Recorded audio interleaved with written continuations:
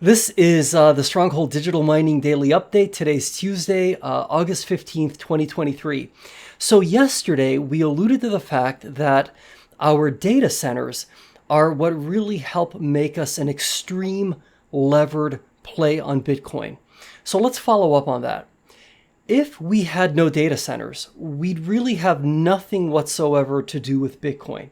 We'd simply be waste coal remediation facilities whose power plants are practically exclusively reliant on grid prices, which in turn would probably mean we were essentially peaking facilities at this point. We wouldn't really be operating all the time. We wouldn't be operating as baseload facilities. Rather, we'd kind of be turning off and on as grid conditions warranted, and probably we'd have a more of a capacity arrangement with the PJM grid, and so we'd be getting paid capacity payments to basically be more beholden to what PJM would like for us to do as it relates to turning on or turning off. I mean, I'm simplifying it, but that's kind of what we'd be. And it really wouldn't be that exciting of a business. And although the fundamentals of what we'd be doing is still incredibly important, right? Because our mission and purpose at its core is to remediate waste coal here in the state of Pennsylvania. So that mission would continue to be important and very relevant, certainly to me. But as a business that would be attractive to outside capital, probably not so interesting, and I'm not sure that we would be meeting as regularly as we do to talk about the waste coal remediation business, right? It doesn't quite have the same excitement, right, that is brought to our operation as a result of having these data centers. The data center at Scrubgrass and the data center at Panther Creek, they're kind of like these portals, and they open up this whole new world that allows Stronghold Digital Mining to be very much a part of something that is relatively new, incredibly exciting, and arguably something that represents a big part of our future. And by our, I mean like the world's future. And that can sound like hyperbole, but I wouldn't be so quick to dismiss it as hyperbole. The overall macroeconomic factors, right, that point in the direction of Bitcoin being something that's going to really be interesting in the not too distant future, all those macroeconomic factors have done nothing but get stronger and stronger and stronger over the past 6 months to a year. The fact that we are now really kind of like right at that threshold of being at 4 exahash of Bitcoin mining capacity, that's a really, really, really big deal for Stronghold Digital Mining, because it's really placing us right in that perfect spot where if and when Bitcoin mining economics inevitably begin to make their turn, we're going to really be in a position to slingshot our finances in a way that's going to be pretty dramatic. And you don't need to take my word for it. Let's pull up the first slide, please. Okay, this slide comes to us courtesy of the Q4 and year-end 2022 Stronghold Digital Mining investor presentation. It says, financials significantly leveraged to hash price. So I've gone ahead and I've put a little square on the left-hand side of your screen. There's a little square in red ink, and that is a 7-cent hash price. At a 7-cent hash price with a 4 exahash Bitcoin mining capacity, right? In other words, we are actively mining at 4 exahash.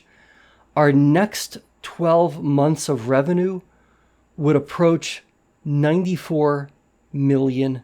But back to me for a moment. I just want to touch on this topic of hash price. It's something that for quite some time I very intentionally chose not to have be part of our Zyner.com homemade dashboard. The reason why is because when we think of ourselves, right, as an energy arbitrage machine, which is a big part of who we are, being able to compare like PJM grid prices, which are priced in dollars per megawatt hour, being able to price that against, right, the alternative, which would be to essentially use our own electricity to mine Bitcoin, I've always found it a little bit more, I think, like human friendly to be able to look at one, let's say like the grid price, right, which is priced dollars per megawatt hour, and to then look at Bitcoin priced in dollars per megawatt hour to really get that comparison as to, hey, what would it be better for us to be doing? Using our own electricity to mine Bitcoin, or instead directing that electricity to our data centers to mine Bitcoin. So that's really why for a very, very long time, we've really just had grid prices and Bitcoin priced in dollars per megawatt hour. Now, if you go to the Zyner.com dashboard and you look on the bottom right-hand corner of that dashboard, you'll actually see an entry now for hash price. And I do believe that that's going to be a very important and useful metric to begin truly familiarizing ourselves with now, especially now that we are approaching a point which we have never been at before, which is data centers that are full.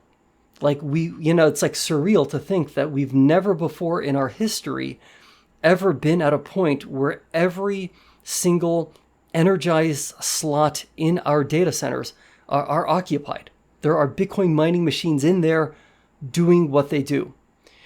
So if it is true, right, that Bitcoin is something which we believe in, which we do, and if it is true that an improvement in Bitcoin mining economics would really potentially represent a tremendous windfall for, Stronghold Digital Mining, then it stands to reason that it would make a lot of sense for us, right, to really start to think a little bit less in terms of grid prices and what's going on with the grid, and a bit more, right, as it relates to Bitcoin mining economics. Now, don't get me wrong.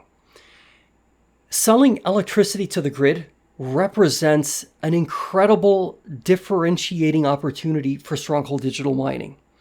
To the extent that grid prices soar, that's awesome. Hey, we can sell our electricity into the grid. And by the way, when it comes to selling electricity to the grid, like grid prices don't have every 4 years. It's not like we need to invest in more, generating capacity to sell into the grid. It doesn't work that way. So I do think that the grid represents some really interesting, lucrative opportunities to not only stabilize the grid, so in a way you're being a good citizen to the grid, right, by being able to provide electricity when it's needed. But from a business perspective, it also makes a lot of sense because, hey, we could actually generate tremendous revenue at times from the grid. But the true rocket fuel for this business, the true future of this business, okay, to the extent we're going to have a moonshot, it's probably not going to come from selling electricity to the grid.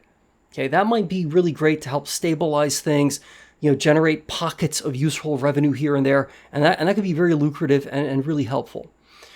But the real catalyst, the ultimate catalyst for this business, for Stronghold Digital Mining, is going to be when we see the price of Bitcoin really begin to go up, but also, quite importantly, we need to factor in the network hash rate. And that's where we get our hash price. Hash price is basically, you take the price of Bitcoin, you multiply it essentially by the number 900, okay? And the number 900 comes from taking the block reward, the Bitcoin block reward, which is currently 6.25, and you multiply that by approximately 144 blocks per day, you come up with about 900. Okay, that's not necessarily an exact number, but it's really close, okay?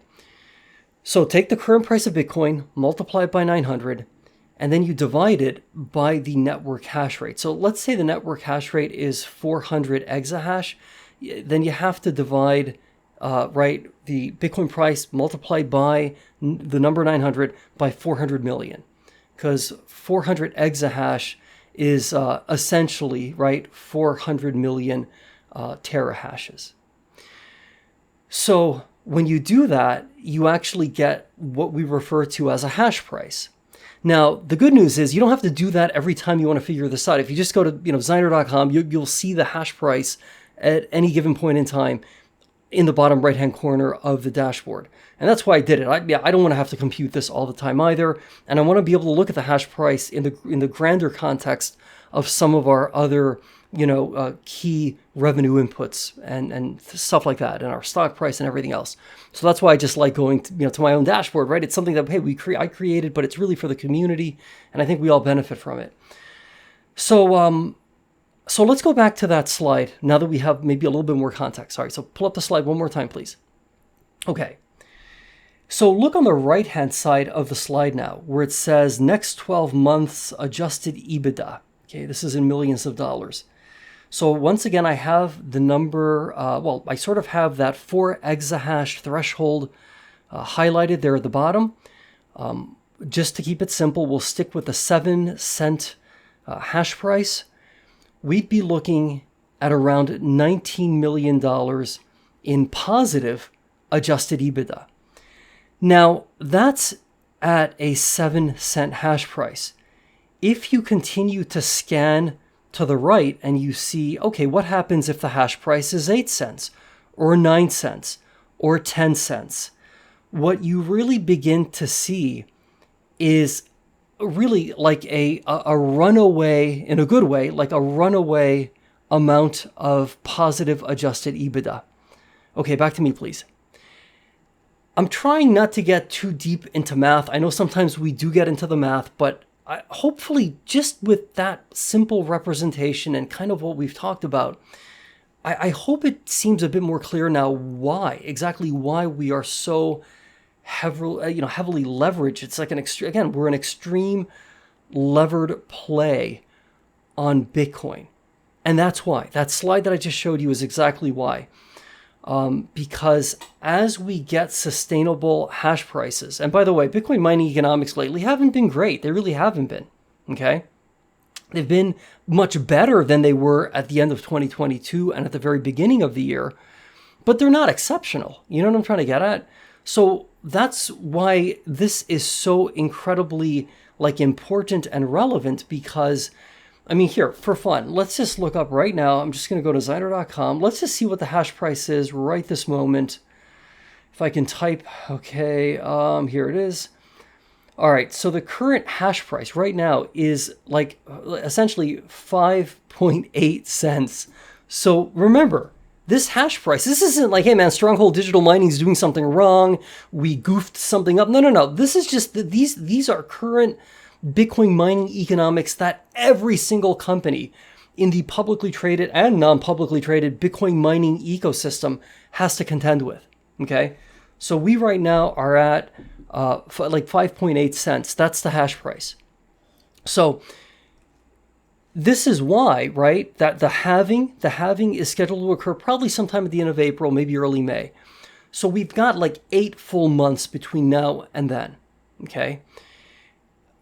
The reality is, if we were to see something like a slew of spot price Bitcoin ETFs, the BlackRocks, right, the Fidelities, Arc Innovation, there's a lot going on right now in terms of that. The thinking is, hey, maybe the SEC kicks the can down the road till March of next year. That's when a substantial portion of these applications would hit their 240-day mark after, having been officially put on the Federal Register. Again, I don't want to get into the technicalities of how this wonderful republic of ours attempts to, pass regulations, but it's a very thoughtful process. It's a very deliberative process. It's a very time-consuming process. So one would hope that after multiple months of deep study and contemplation, maybe even prayer, that the agency that is tasked with ultimately blessing a Bitcoin spot ETF might potentially choose to do so. And were that to take place, I think we've already seen the market seems to be responding very favorably to that potential.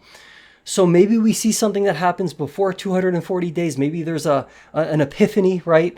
Maybe there's a light that appears that sort of communicates to the agency, okay, now is the time to bless these Bitcoin spot ETFs.